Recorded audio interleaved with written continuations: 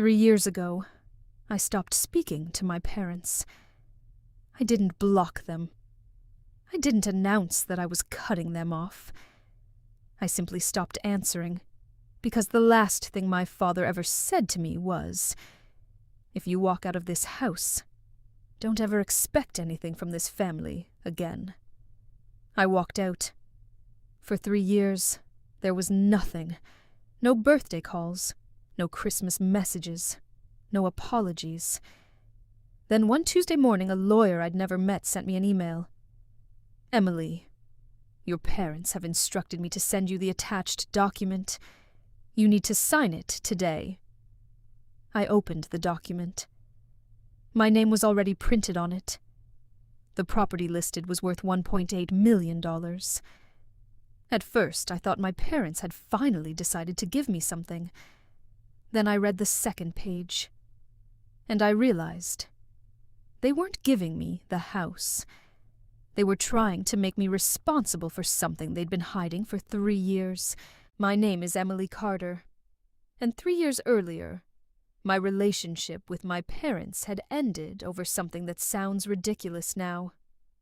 A house. Not because I wanted their house, because my father wanted me to give mine to my younger brother Daniel. I had bought my townhouse myself. Every payment, every renovation, every dollar. Daniel had accumulated debt after his restaurant failed. My parents said he needed a fresh start. I told them I couldn't give him my home. My father slammed his hand against the dining table. "You're choosing a building over your own brother." I looked at him and said, "No. I'm choosing not to lose everything I've worked for." My mother started crying. Daniel called me selfish. Then my father gave me an ultimatum. "If you won't help your family, then don't call yourself part of it." So I left. That was the last time I saw them. For 3 years, I built my life without them.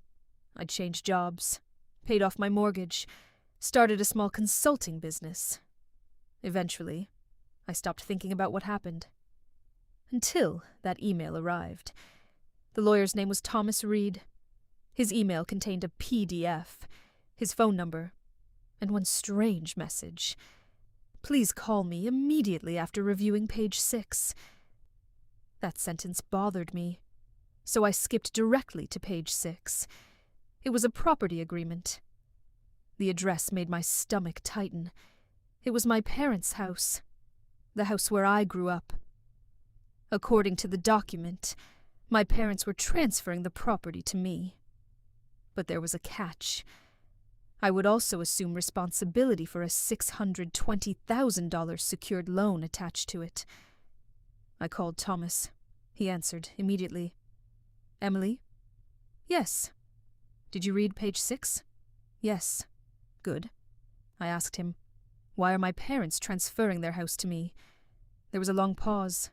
Then he said, "They aren't." I frowned. "What?" "They want you to sign a document acknowledging that you're the beneficiary of the property." "That sounds like they're transferring it." "No," he said. "They're transferring the property into a trust." I looked at the document again. Then he said something that completely changed everything. "Your parents are not the beneficiaries of that trust." I sat down. "Then who is?" Thomas said. "You are." I didn't understand. If my parents had suddenly decided to leave me their house, why had they waited 3 years? And why did the document have an urgent deadline? I asked Thomas directly. "What aren't you telling me?" He sighed. "Your parents didn't contact me 3 days ago. They contacted me almost 6 months ago. 6 months. I stared at the screen. "Why didn't you contact me then?" "Because they specifically instructed me not to." "Until when?" "Until the trust was ready." What changed? He was silent for several seconds. Then he said, "Your father is sick." I didn't say anything. I didn't feel relieved. I didn't feel angry. I just felt empty. Thomas continued, "Emily, your father has been diagnosed with a serious heart condition." I closed my eyes. For 3 years, I had imagined 100 possible reasons they'd eventually call me. I never imagined this. Then Thomas said, "There is something else." Of course there was. He told me that 6 months earlier, my father had discovered something about Daniel. Something that had caused him to change his estate plan completely. I asked, "What did Daniel do?" Thomas replied, "I can't tell you." "Why?" "Because your father wanted him to tell you himself." I almost laughed. After 3 years of silence, they were still making me wait for someone else to explain my own life. But then Thomas added, "There's one reason you need to sign this today." "What reason?" "Your brother's trying to sell the property." I drove to Thomas's office that afternoon. He placed a thick folder in front of me. Inside were bank statements, property records, company documents, and finally, a loan agreement. Daniel had used my parents' house as collateral for a business loan. I stared at the signature. It wasn't my parents' signature. It was Daniel's. I looked at Thomas. He forged their signatures. Thomas nodded. "Your parents discovered it 6 months ago." I flipped through the pages. Daniel had borrowed more than $600,000. The business had failed. The lender was preparing to foreclose. If the house was sold, my parents would lose everything. But there was something even worse. Daniel had told the lender that my parents had agreed to the loan. He had submitted documents suggesting they had voluntarily guaranteed the debt. Thomas slid another document toward me. "This is the original." I looked at it. My mother's signature was there, but it wasn't hers. I knew because my mother had always signed her name with a tiny loop beneath the C.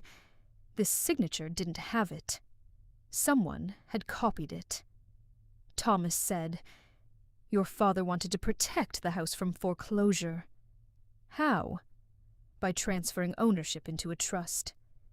"And me?" "You're the trustee." I stared at him. "Why me?"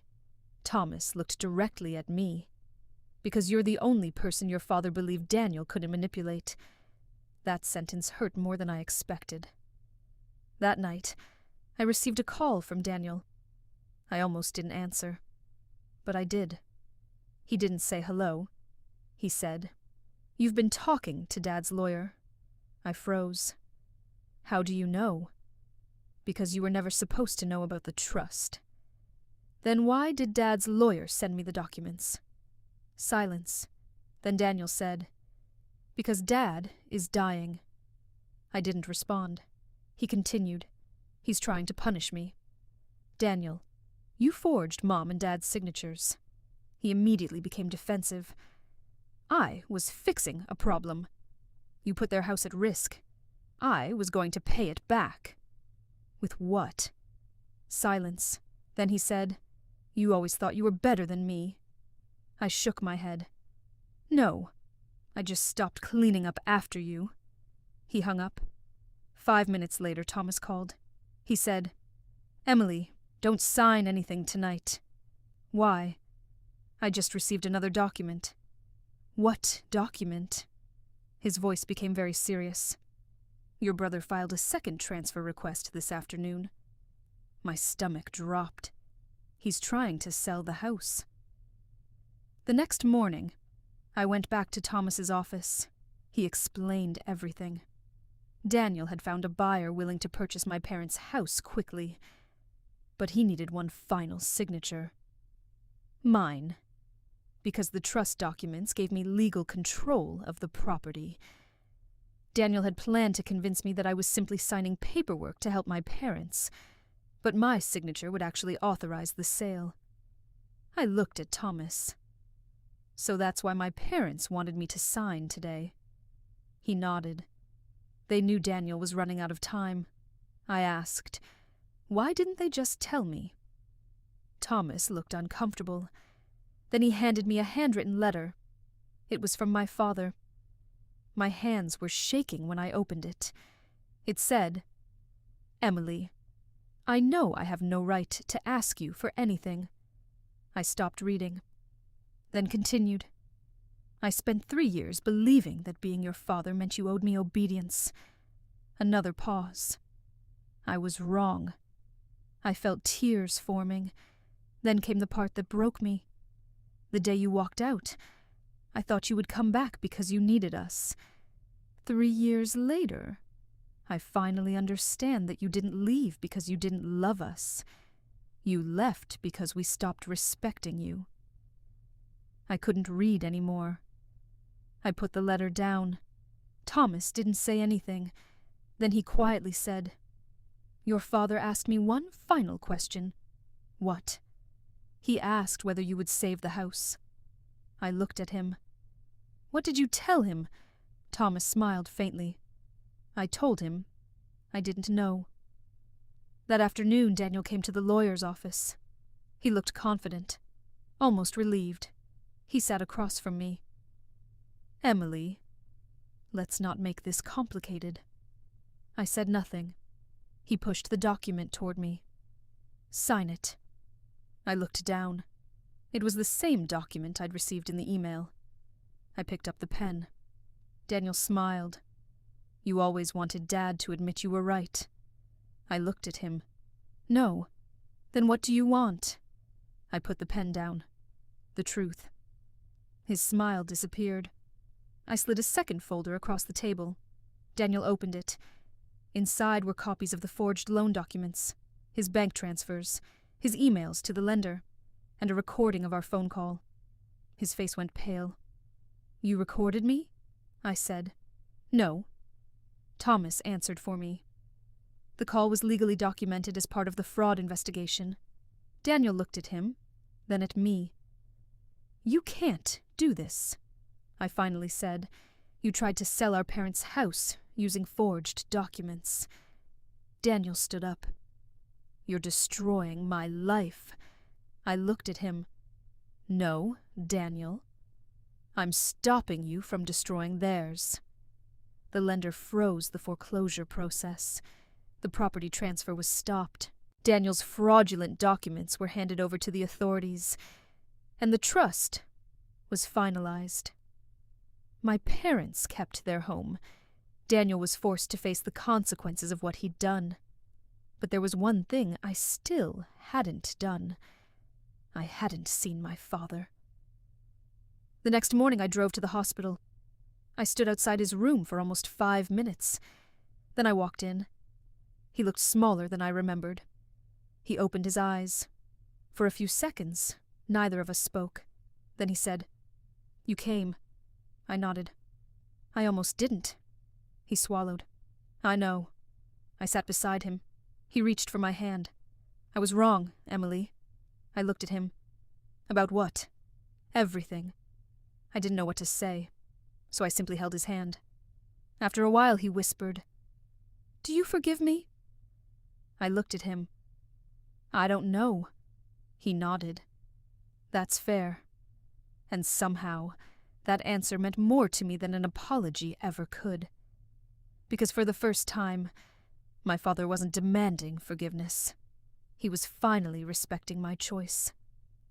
6 months later, my father passed away peacefully. The house stayed in the family trust. Daniel moved away and eventually rebuilt his life somewhere else. And I kept the letter my father wrote to me. Not because everything was suddenly forgiven, but because that letter reminded me of something important. Sometimes family doesn't break because people stop loving each other. Sometimes it breaks because love becomes an excuse for control. For 3 years, I thought walking away from my family was the hardest thing I'd ever done. It wasn't. The hardest thing was walking back and realizing I didn't need their approval anymore. I didn't save that house because my parents were finally willing to give me something. I saved it because it was never Daniel's to take. And I signed only one document that day. Not the one my brother wanted. The one that finally made sure nobody could ever use my family's love against me again.